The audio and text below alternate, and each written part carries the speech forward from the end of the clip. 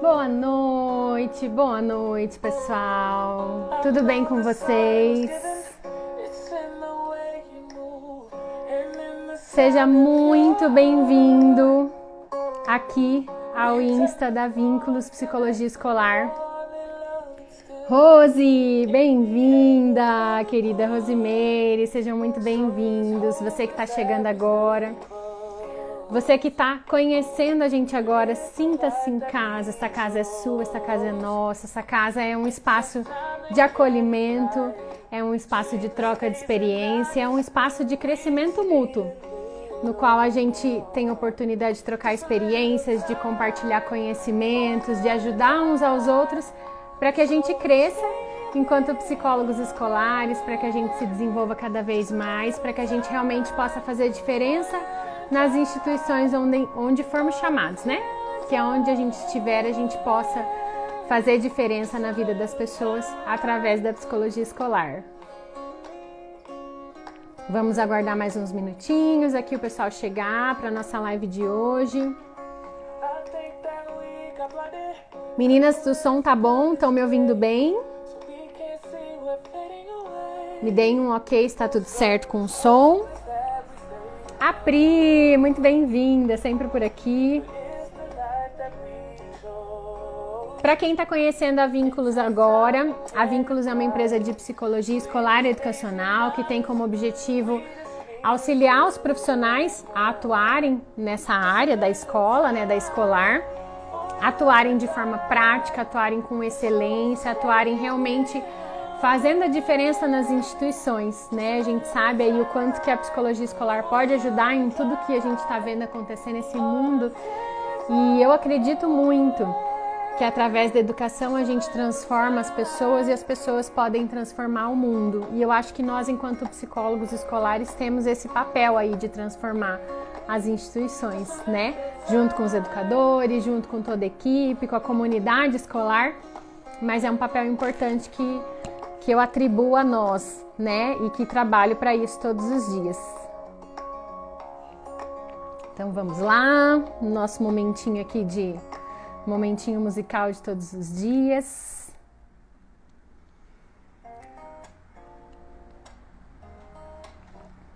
Bom, vamos lá então, pessoal, sem mais delongas, né? Acho que pouca gente entrando aqui, acho que sexta-feira à noite, né? Um horário que é temos pouco ibope aqui, mas algumas pessoas também já me sinalizaram que gostariam de assistir, que não iam poder, então, né, assim que terminar eu vou estar disponibilizando esse vídeo também, para quem não pôde assistir ao vivo, né, então se você está vendo no gravado também, sinta-se em casa e a gente está sempre à disposição.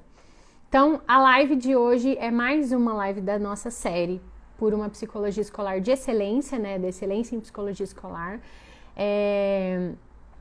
E hoje o nosso tema é um tema bastante delicado, eu acho que é uma das situações assim mais complicadas da gente lidar, que é as situações de abuso sexual, né? Então, quando a gente identifica aí que uma criança, um aluno da nossa escola pode estar sofrendo abuso, né? Como que a gente faz? Então, eu quero dividir com vocês hoje aqui, né? Conversar, na verdade, a respeito, né? Letícia, bem-vinda também.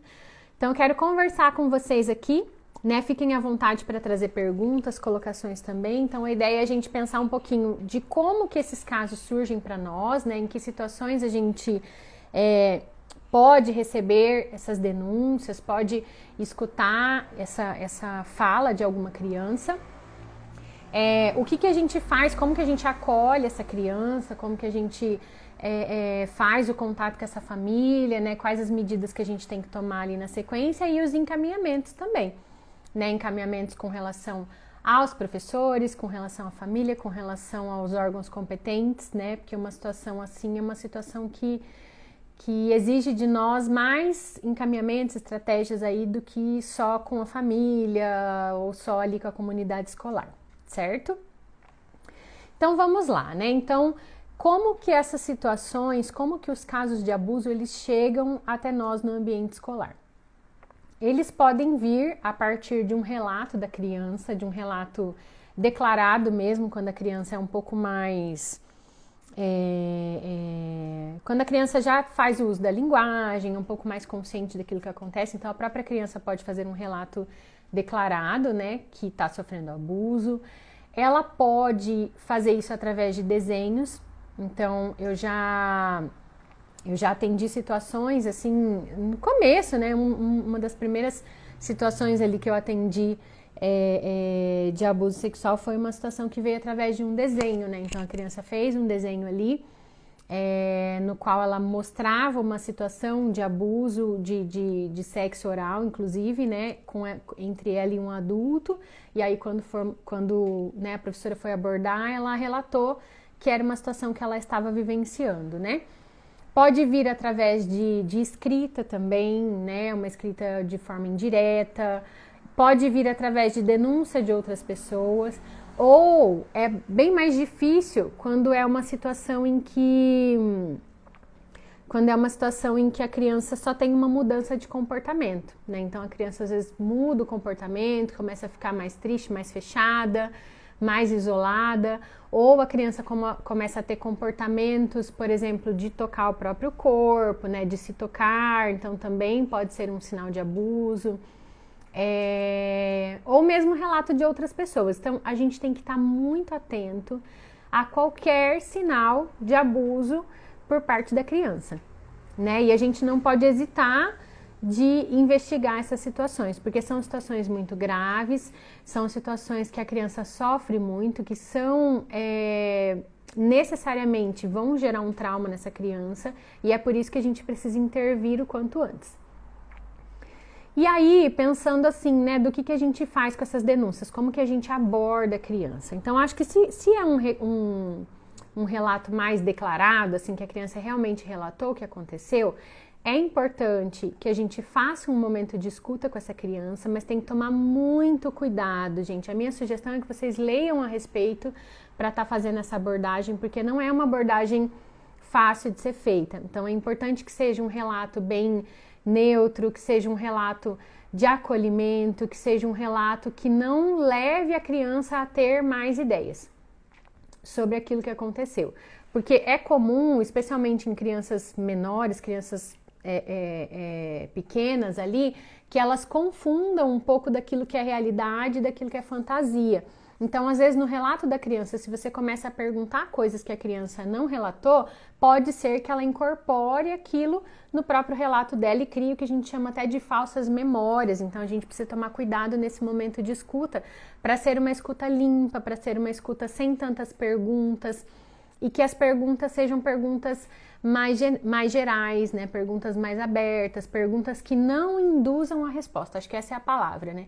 A gente não pode induzir a resposta da criança através da nossa pergunta. Então, tem que ser uma escuta mesmo de acolhimento. E aí, o ideal, se tiver no teu município, é que você encaminhe essa situação para uma escuta especializada. Onde é que a gente encontra essas escutas especializadas? Em geral, o Conselho Tutelar faz esses encaminhamentos, mas na Secretaria de Assistência Social que a gente vai ter pessoas que às vezes fizeram algum tipo de capacitação para isso e que conseguem que fizeram algum tipo de treinamento para ter essa escuta especializada, né? Que é uma questão de proteção especial. Então é importante ter esse cuidado ali, né? De no momento da escuta, e da mesma forma orientar a equipe escolar também, para que se ouvir esse tipo de relato, que eles façam o mínimo de perguntas possível, que seja só uma escuta de ouvir mesmo, que as perguntas sejam mais abertas e que o quanto antes a gente faça encaminhamento para um setor de escuta especializada, em geral da Secretaria de Assistência Social, certo? E aí, assim, né, como eu falei, se for um relato declarado, aberto e tudo mais. Se for um relato através de um desenho, por exemplo, né, como foi o caso que aconteceu comigo, o que nós fizemos na época, né, eu e a coordenadora pedagógica, eu e a diretora, na verdade, da instituição. A gente chamou a criança, a gente perguntou o que ela tinha desenhado, perguntamos quem eram aquelas pessoas, perguntamos o que estava acontecendo ali, e aí perguntamos se aquela situação já tinha acontecido. E aí, veja que são perguntas bem abertas. E aí a criança foi relatando e nos trouxe que aquela situação acontecia. Inclusive, ela mencionou outras 2 crianças, que daí a gente abordou também para perguntar se as informações eram verdadeiras. E, de fato, as crianças confirmaram. E aí a gente fez a notificação para o Conselho Tutelar. Outra situação, assim, que a gente precisa ter cautela, assim, é que nem sempre a gente vai precisar fazer essa escuta. Às vezes... Eu vou até citar um exemplo, teve uma das minhas mentorandas que nós preparamos, né? Ela foi, a escola fez um pedido para que ela trabalhasse a questão do abuso sexual com as crianças, né? E aí ela vai utilizar historinhas infantis e tal, que tem algumas historinhas infantis que trabalham esse tema.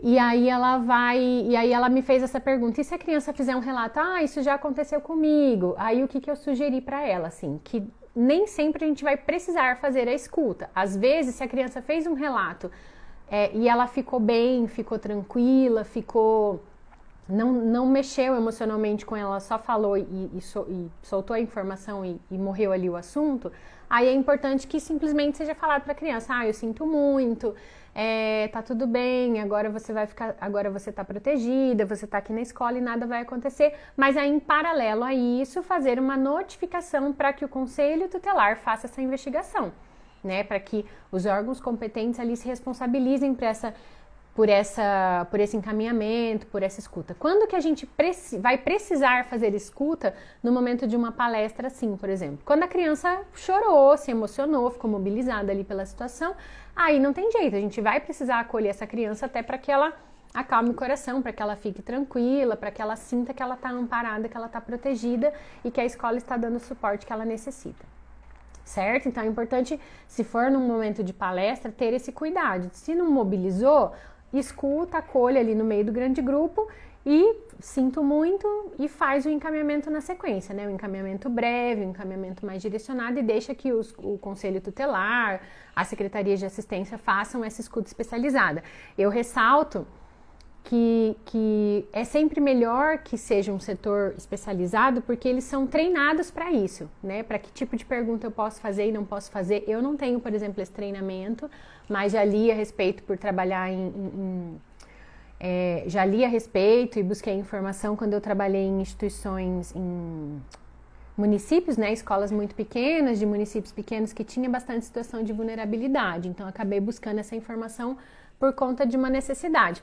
Mas tem setores que são especializados nisso e que podem fazer uma escuta mais qualificada dessas situações. E aí, o que a gente faz com essas informações, né? A gente precisa fazer uma notificação para o Conselho Tutelar, né? Eu acho que as situações de violência são situações que a gente não pode fechar os olhos em hipótese nenhuma, que a gente precisa notificar. Seja uma notificação mais ampla, seja uma notificação mais breve, mas a gente precisa dar encaminhamento para essas situações. Porque essa criança está em sofrimento, porque essa criança está causando um trauma e tudo mais. Aí talvez, né, os profissionais podem falar: Sabrina, mas ela relatou de um jeito que a gente não sabe se é verdade, a gente não sabe se procede, ou a família é uma família importante, vai ficar brava, isso, aquilo, como é que a gente faz? Então, assim, aí a gente tem estratégias para sair desse tipo de situação, né? Então, assim, nós podemos, enquanto instituição, fazer uma denúncia anônima, né? Pedir para que o Conselho Tutelar guarde o sigilo das informações e aí contar com a parceria do Conselho para que realmente eles mantenham sigilo de quem foi que fez a denúncia.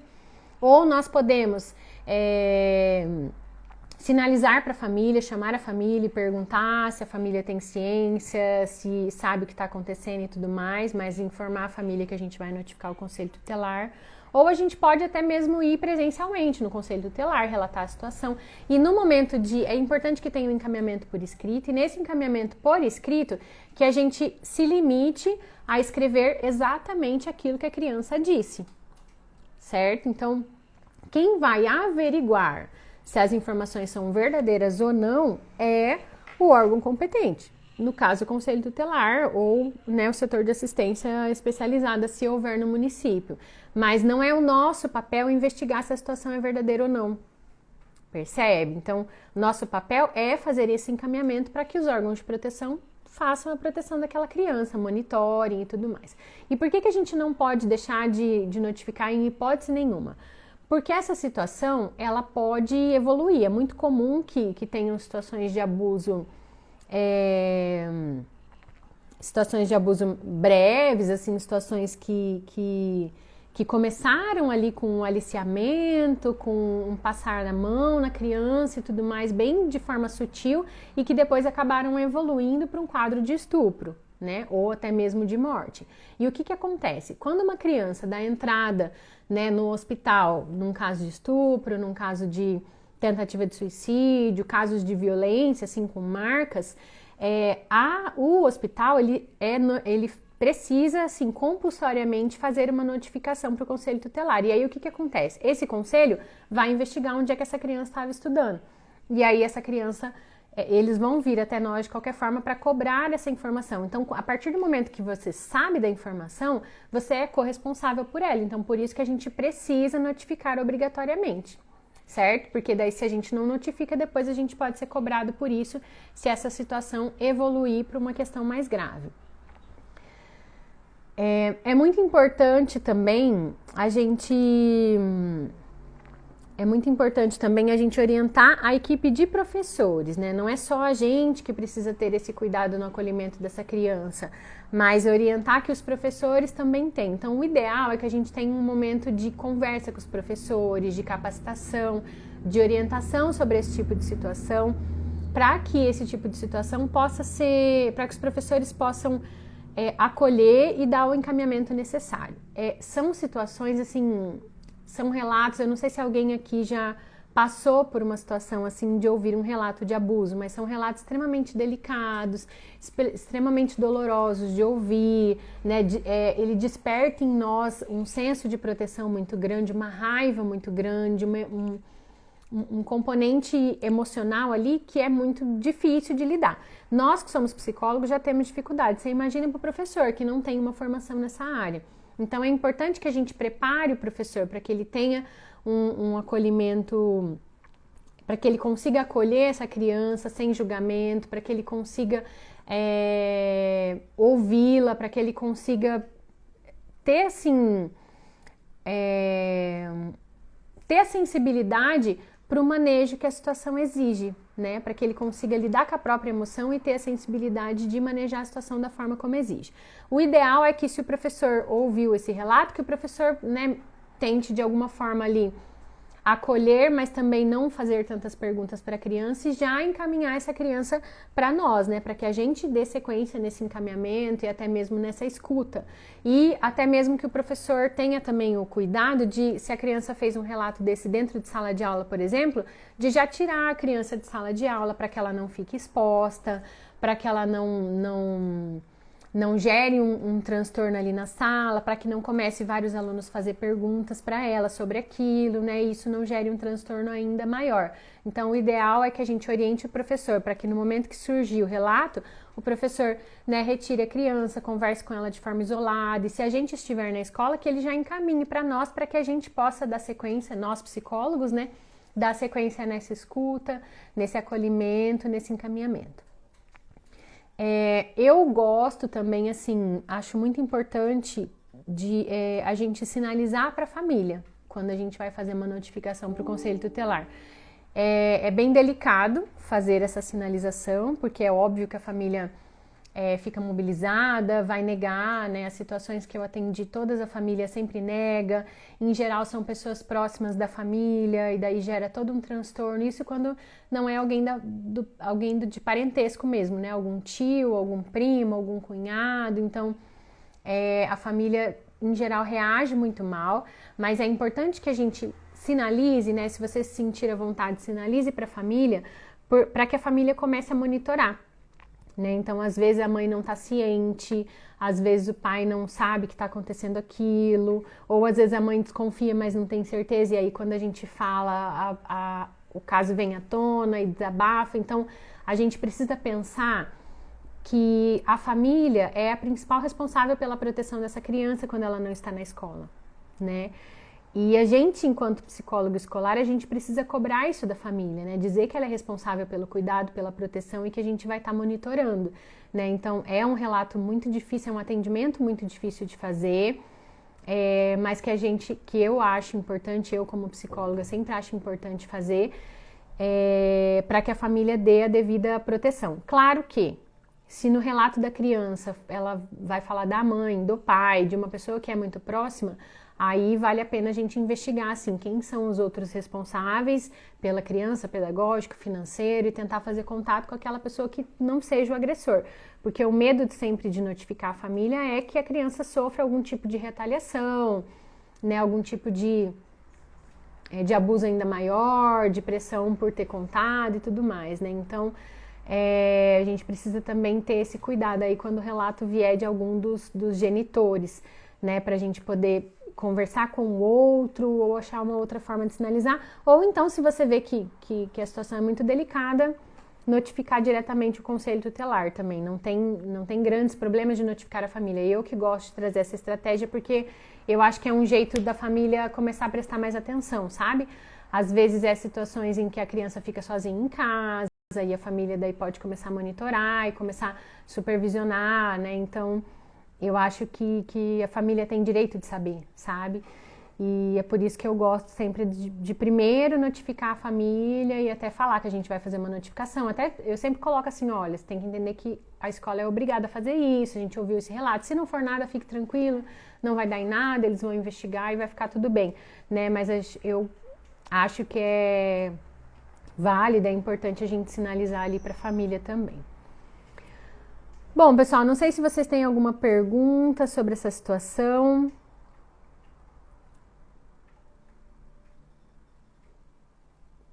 Até várias pessoas pediram para que fosse nesse horário, né? Então, mas eu vejo que também, acho talvez por ser sexta-feira, né? Por ser sexta-feira, que tá pouca gente aqui, talvez, né? Mas enfim, então era isso que eu tinha hoje para compartilhar com vocês, né? Uma live um pouco mais curtinha. Eu acho importante a gente ter ciência dessas situações para que a gente possa dar o devido encaminhamento, né? E sempre lembrando que a gente precisa fazer registro de todas essas situações. Então é importante que tenha em alguma documentação da escola, da toda documentação, numa ficha de registro de atendimento que foi sinalizado para a família. É importante também monitoramento, que a gente oriente a família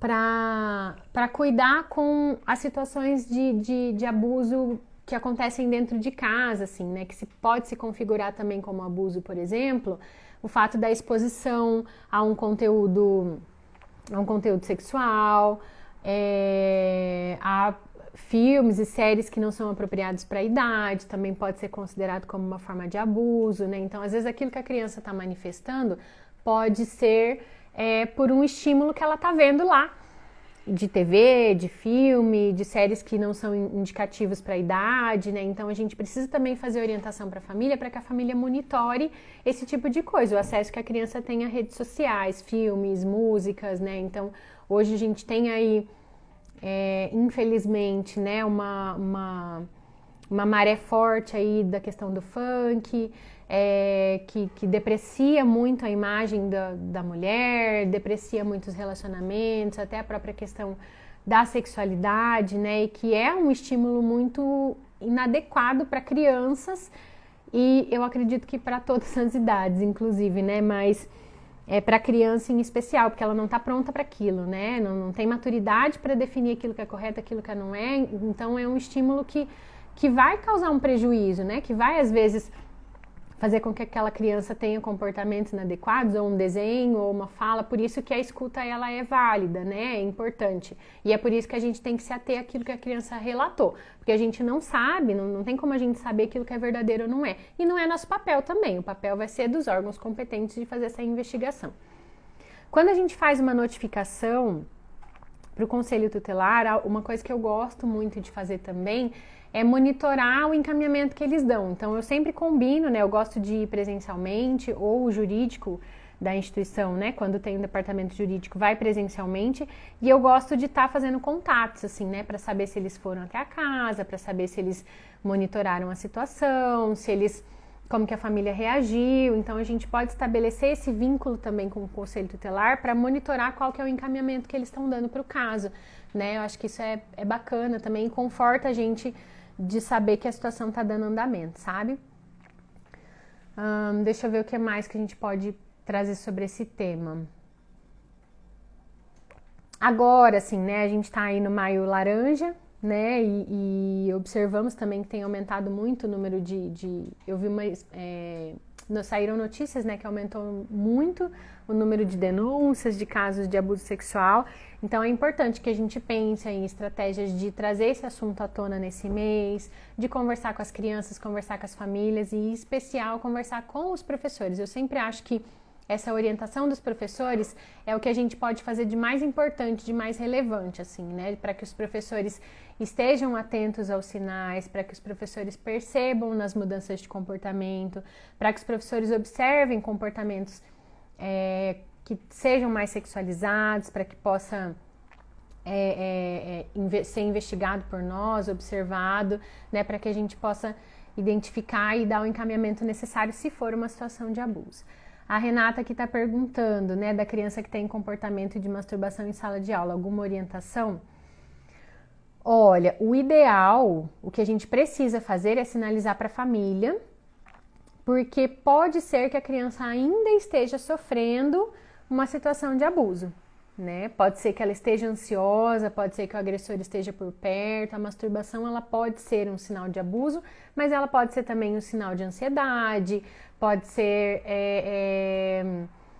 um sinal de alguma questão orgânica. Então, quando tem esse comportamento de masturbação, até eu nem gosto de levar já para o lado do abuso, sabe? O ideal é que a gente peça para que a família, chame a família para um atendimento, conte o que está acontecendo e oriente a família a buscar uma avaliação com o pediatra, porque daí o pediatra vai olhar o corpinho da criança, vai observar se tem algum sinal de violência.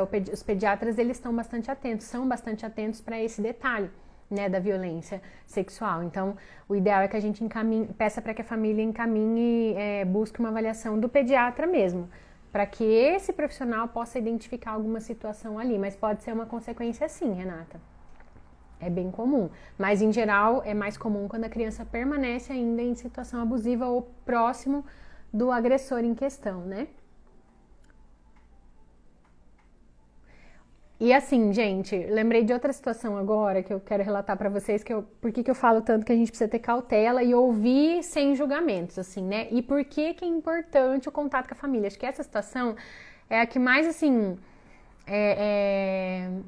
eu acho engraçada, assim, de ter passado por isso, porque é uma situação que tão simples, assim, que não tinha nada a ver com abuso, mas que é a primeira hipótese que a gente levanta. Então, eu já atendi, né, há alguns anos uma situação de uma criança que desenhou numa atividade o corpo humano com os genitais aparecendo, né? E aí não era o comando do desenho, né? Era uma criança de primeiro ano. O comando era para que desenhasse uma pessoa e ela desenhou a pessoa sem roupa e com o genital aparecendo. Aí a hipótese que vem na cabeça dos professores, né, na cabeça do professor que estava na sala, é de uma situação de abuso. E aí a gente, né, ela trouxe para mim, a professora trouxe para mim bastante preocupada, tensa ali a situação. E aí eu falei, olha, então, como foi uma situação no desenho, não teve, por isso que eu falo assim, né, cuidado quando não há uma mobilização emocional. A criança não tem um comportamento alterado, a criança não se mobilizou com a situação, então ela fez o desenho e a professora, e daí, o que é? Ah, sou eu, né? E você tá sem roupa? Tô sem roupa. E como que é isso? Não, tudo bem. Tava ela e uma outra figura sem roupa, né? De uma pessoa da família. E aí ela falou que os dois estavam sem roupa e tava tudo certo. Aí a professora, né, maravilhosa, não fez mais perguntas, perguntou somente aquilo que era sobre o desenho mesmo, quem que é e tudo mais. E aí ela trouxe pra mim. E aí a gente pensou, chama a criança ou não chama a criança? Aí pensei na hora, falei, não vamos chamar a criança, vamos chamar a família. Porque o que eu levantei com a professora? Pode ser que essa criança tenha o hábito de tomar banho junto com os pais. E se ela tem o hábito de tomar banho junto com os pais, e isso já é da família, e tá tudo bem, não tá tendo nenhuma consequência, nenhum comportamento emocional diferenciado, às vezes é só uma questão de cultura da família. E aí foi o que nós fizemos, assim, nós chamamos a mãe e conversamos com a mãe e falou, olha, aconteceu essa situação, mostramos o desenho, falamos, olha, ela não tem, essa criança não tem nenhum sinal de sofrimento emocional, nenhuma hipótese de abuso, nenhuma fala preocupante. Quando a gente perguntou, ela respondeu somente isso. E aí a gente só quis trazer para você como um sinal de alerta, assim, né? Como que é a rotina em casa. E aí a mãe relatou, não, realmente a gente tem o hábito de tomar banho junto e tal, e tá tudo bem. E aí, gente, a gente precisa também ultrapassar algumas questões que são pessoais de cada um, assim, né? O problema não é o tomar banho junto, o problema é quando o toque é invasivo, o problema é quando tem um comportamento sexualizado ali. Mas no caso dessa família, é só um hábito familiar e estava tudo bem para eles. E essa criança realmente está tudo bem, não tem prejuízo pedagógico, não tem prejuízo emocional, não tem comportamento de masturbação, não tem problema de relacionamento, nunca apareceu essa situação em nenhum outro contexto. Então é essa leitura do contexto que a gente precisa fazer. Se foi um comportamento isolado, não tem uma desestabilização emocional, não tem nenhum outro fator que nos leve a problematizar essa situação, não tem porquê a gente fazer uma denúncia, até porque ficou claro pra gente que a criança fez o desenho por conta disso. E aí a única orientação que a gente fez pra família é que assim, olha, então observem, se vocês perceberem alguma mudança, se ela começar a fazer muita pergunta, talvez seja a hora de recuar um pouquinho nesse comportamento familiar e tudo, mas também quem somos nós para dizer se é um comportamento certo ou errado? Se não tem um prejuízo emocional, entende? Então é muito delicado, a gente tem várias correntes aí da psicologia que falam uma coisa e falam outra, né? E que eu particularmente sempre vou pelo viés do sofrimento da criança e do respeito àquilo que a família está demonstrando. Claro que se a criança está em sofrimento, aí o respeito pela fala da família ele tem outra vertente, né? Ele vai ter um olhar muito mais de olha, é preciso tomar cuidado. Mas se a criança não está demonstrando nenhum tipo de sofrimento, nenhum outro sinal de que algo pode estar errado, não tem porquê a gente levar para frente uma situação assim, entende? Então, por isso que eu falo que é bem importante esse contato com a família, principalmente quando é um relato indireto, assim, né? Por exemplo, até a minha mentoranda, ela fez uma fala assim, Sabrina, mas e se a criança só falar, mas a minha mãe já passou a mão na minha perna um dia e eu não gostei. Isso é um relato de abuso? Não sei. Pode ser, pode não ser. Então, é uma situação que a gente precisa investigar mais. Mas se a criança falou isso no meio da fala, né? Quando você tá lá dizendo, olha, isso pode ser situação de abuso, porque causou um desconforto. E aí a criança fala, fulano passou a mão na minha perna. Fala, mas você ficou incomodada? Não, não fiquei. Então tá tudo bem. Então a gente precisa ter esse olhar clínico naquele momento para o estado emocional. Em geral, quando existe uma situação de abuso, o relato ele vem com uma carga emocional embutida, vem com um sinal de ansiedade, vem com alguma questão de angústia, vem com uma necessidade muito grande de estar falando muito sobre isso. Então, a gente precisa estar atento aos sinais para que a gente avalie se é uma situação para encaminhamento ou não para o conselho tutelar, né? Se é uma situação que realmente se configura como uma situação de abuso, né? Então, o ideal é que a gente esteja mesmo muito atento, que a gente oriente a equipe escolar a estar muito atento, que vocês orientem os professores para sempre buscar por vocês nesses casos, porque o professor não vai conseguir ter esse olhar clínico que a gente consegue ter. E aí a gente pode usar de estratégias, né? Do desenho, da conversa, da história, para que a gente possa trazer mais informações e investigar melhor a situação. A Fer colocou aqui, né? Em caso que a criança que tem um comportamento sexualizado foi observado colocando o pênis no buraquinho da bolinha de boliche. Professora queixa que tem tocado muito nas colegas em sala. Então, Fer, é uma situação que tem que acionar a família, né? Que precisa acionar a família e falar, olha, a criança, o seu filho está tendo esse comportamento. Como que é em casa? Vocês já observaram alguma coisa semelhante? Ele está exposto a algum tipo de estímulo que não é legal? E aí eu sempre faço perguntas muito aleatórias para a família, tipo assim, com quem que ele fica na parte da tarde? se ele estuda de manhã, né? Ou no período da manhã, se ele fica tarde. Com quem que ele fica à noite? Tem contato com o irmão mais velhos? Tem contato com outras crianças de faixas etárias maiores? Tem um irmão que namora em casa, por exemplo? Ele vê, uma orientação que eu sempre faço para os pais é que a criança não pode presenciar a relação sexual dos pais. Isso é uma exposição, é um abuso, e a gente precisa orientar as famílias, porque tem um monte de família que não tem noção que isso é uma situação de abuso, e é. Então, eu sempre oriento nesse sentido, né, da relação sexual, do cuidado que o casal tem que ter. Eu oriento sobre a exposição à TV, novelas, filmes, que quando a gente não olha classificação indicativa, vídeos do YouTube, né? Eu sempre oriento que a família precisa monitorar tudo que a criança assiste, porque mesmo quando você coloca lá um desenho, tipo, Peppa Pig, vai aparecer conteúdo sexualizado com o tema da Peppa Pig, vocês podem ter certeza.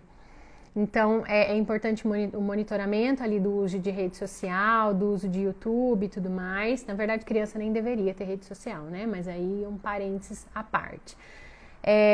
Eu sempre oriento daí sobre esse contato também, né? Que a criança tem com outras pessoas, primos mais velhos, outras crianças, amigos e tudo mais. Então, é muito importante fazer essas orientações gerais para todos os pais que vocês atenderem quando a criança tem um comportamento ali mais sexualizado. E aí de dizer, né? Falou, o que eu sempre falo para a família, Fer, é um discurso assim.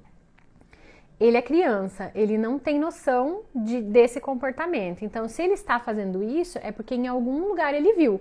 Ou foi em casa, ou foi alguém que contou, ou foi um filme, ou foi um desenho, ou foi uma imagem, né? Então, vocês, enquanto família, precisam identificar de onde que está vindo esse estímulo. E aqui na escola, a gente também vai continuar monitorando. Sempre com muito respeito, com muito carinho, mas o que eu falo para as famílias é isso, A criança não tem esse repertório. Não é uma coisa que, de repente, do nada, eu imagino que tem que colocar o pênis numa bolinha, entendeu? Isso é um repertório que é de adulto, que é de um estímulo que foi inadequado para a idade. Então, a gente precisa sinalizar isso para a família, para que a família monitore e investigue ali. Usei uma estratégia, deixa eu ver aqui, Fer. Usei uma estratégia para ver se ele trazia alguma coisa, diz que dorme com a mãe. É recomendado conversar com a criança também? Vamos agora estar conversando com a mãe. Eu acho, Fer, que o ideal é ir direto na família. Por quê, gente? Porque às vezes a gente conversa com a criança e a criança vai trazer uma história verdadeira ou uma história fantasiosa. Se ela já fez esses relatos, a gente já sabe que existe alguma coisa errada. Então, o ideal é investigar com a família agora, né? Até para não ficar trazendo à tona o assunto, para não correr o risco da criança falar sobre isso em sala de aula e mobilizar mais ainda, por exemplo, né? Então, em sala a gente segue com o pedagógico, exceto, claro, né, gente? Perdão aqui, deixa eu fazer um parênteses. Se a criança estiver chorando, se a criança estiver ansiosa, estiver triste, estiver mobilizada e realmente sentindo necessidade de falar, aí a gente chama e conversa para que ela põe para fora essa necessidade de falar. Mas se a criança estiver bem, estiver se relacionando tranquilo, estiver tocando a vidinha dela, a gente orienta a família, monitora a criança e só simplesmente essas orientações assim, olha, aqui na escola a gente não pode ter esse comportamento, o seu órgão sexual ele tem que ficar guardado dentro da roupinha, a gente não pode ficar colocando a mão, então tire a mão e coloca a mãozinha em cima da mesa, né? Mantenha as mãozinhas das crianças ocupadas, né? E explique que esse tipo de coisa ali na escola não é um ambiente para isso, né? Então é o que eu faço sempre a orientação para as professoras, de manter as mãozinhas da criança ocupadas ali, fazendo alguma atividade e tudo mais, e para evitar que aquele comportamento se perpetue. Mas aí nos bastidores a gente vai para cima, né? De chamar a família, de dizer o que está acontecendo, falar que a gente está observando, citar todos os comportamentos observáveis, fazer toda essa observação de monitoramento ao redor, né? Dos vínculos, dos acessos da TV, de rede social, tudo isso, e pessoas mais velhas, né? Especialmente adolescentes aí que podem estar ou expondo a criança a algum estímulo ou até mesmo fazendo algo com a criança, né? Então, a gente tem que estar muito atento ali a tudo que a criança traz. Tá certo, pessoal? Não sei se ajudou vocês, espero que tenha ajudado essa live. Queria dizer já também de primeira mão, para quem tá aqui, que o nosso curso tá muito legal, assim, o curso de intervenção em psicologia escolar vai ser lançado em junho, mas antes disso a gente vai ter um evento de lançamento que é gratuito, que é a nossa jornada pela excelência em psicologia escolar. Então, nessa jornada nós vamos ter 4 lives, e nessas 4 lives eu quero trabalhar com vocês temas relacionados para que a gente possa se desenvolver profissionalmente, desenvolver protocolos, entender o que a gente precisa fazer para ser um profissional de qualidade, para ser um profissional de excelência, para ter uma atuação voltada para a prática, uma atuação que seja realmente efetiva. Então, eu quero, nessas 4 lives, fazer um panorama geral aqui do nosso curso, trazer um resumão para vocês, que já vai, por si só, ser um evento muito bacana para o crescimento de cada um de vocês que é psicólogo, que está atuando na área ou que tem desejo de atuar na área. Então, vai ser incrível. A gente começa com a nossa primeira live no dia 30. Eu vou deixar aqui para vocês, já tá no link acho que já tá no link da bio, mas se não tiver, na sequência a gente já coloca no link da bio, para você se inscrever na nossa jornada, para você receber todas as informações em primeira mão, e nós vamos disponibilizar um resumo de cada uma das lives com os principais tópicos que foram trabalhados, né? As lives vão ficar gravadas, vai ficar disponível para vocês esse material, que é um resumão aí de tudo que a gente vai ter depois no nosso curso, tá certo? Então, aguardem aqui, logo já vai sair a comunicação com todas as datas para vocês já fecharem a agenda de vocês, se organizarem. Todas as datas vão ser à noite, são 4 lives e elas vão ser à noite, né? Então, atendendo já um pedido de vocês também, por conta para que todo mundo possa assistir, né? A maior parte das pessoas, pelo menos, possa estar assistindo. Né? Então vai ser às 7h30 da noite as nossas lives, né? E vamos ter aí 4 dias de muito conteúdo, né? Muito seguidinho um do outro, vai ser praticamente uma imersão aí essa nossa jornada pela excelência em psicologia escolar. Né? Então conto com cada um de vocês, se inscrevam, vai ser muito bacana. Vocês sabem que eu adoro estar aqui, vai ser mais gostoso ainda poder estar compartilhando isso com vocês nesse formato, né? Pensando realmente na formação de cada um de vocês, né? Independente se vai fazer o curso, é o nosso evento de lançamento do curso, mas independente se você vai estar no curso ou não, para quem já fez o curso também é convidado, né? Para a gente ter esse momento de reviver algumas coisas, retomar alguns pontos, fazer suas anotações e poder trabalhar e se posicionar mesmo, né? Eu quero preparar vocês para que vocês possam se posicionar nas instituições escolares, para que vocês saibam responder quando alguém perguntar o que você faz na escola. Então a gente vai responder essas perguntas na nossa jornada e vamos sair todos empoderados para que a gente possa se posicionar e ser profissionais excelentes e reconhecidos dentro das instituições escolares. Tá certo, pessoal? Conto com vocês então na jornada, né? Aguardem aí as divulgações, já vai lá no link da bio, já se inscreve, né, que eu vou estar esperando por vocês lá. A gente está preparando com muito carinho todo esse conteúdo para vocês. Até assim, a nossa escolha por fazer nesse mês é porque maio é o mês de aniversário da Vínculos, então dia 23 de maio é o dia em que a Vínculos faz 2 aninhos, né, nossa pequena Vínculos, então por isso que a gente escolheu esse mês de maio para ter essa jornada aí para cada um de vocês e para ter esse momento de imersão, para que a gente possa realmente ajudar, fazer diferença na vida de cada um de vocês, para que a Vínculos possa ser uma marquinha dourada ali no currículo de vocês, na prática de vocês, para que vocês possam lembrar e se sentir seguros aonde vocês estiverem, né? Então, conto com vocês, vem comigo, vai ser muito legal e seguimos juntos, sempre juntos, né? Como eu sempre digo, a Vínculos está aqui com vocês e para vocês. Obrigada pela participação de cada um aqui ao vivo, obrigada para quem assistiu também no gravado. Aguardem as novidades, as próximas lives e fique com a gente sempre.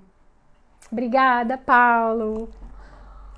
Muito obrigada, pessoal. Até a próxima, então. Obrigada, Sirlene, também.